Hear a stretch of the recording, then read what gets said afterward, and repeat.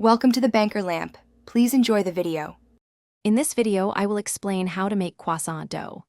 First, let's gather our essential ingredients.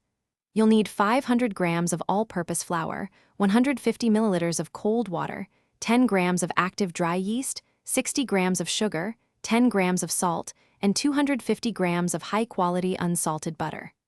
Using butter with at least 82% butterfat is crucial for that perfect flaky texture. Precise measurements are key for success. Now let's mix our dough.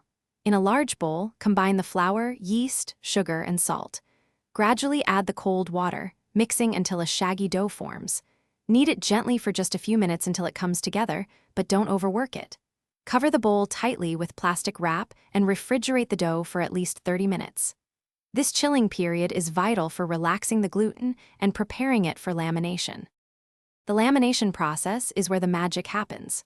First, create a butter block by shaping 250 grams of cold butter into a 6-inch by 8-inch rectangle between parchment paper.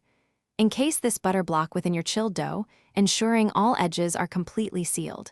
Now, perform 3 single folds, also known as turns. After each fold, refrigerate the dough for 30 minutes to keep the butter firm and prevent tearing. We're almost there. After the final fold and chill, roll your laminated dough to a thickness of approximately 1/8 inch.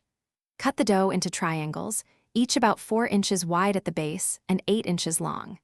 Tightly roll each triangle from the wide base towards the point to form your croissant shape. Place them on a baking sheet and let them proof at room temperature for 2 to 3 hours, or until they are visibly puffy and jiggly. Thanks for watching. If this was helpful, leave a like and consider subscribing. See you next time.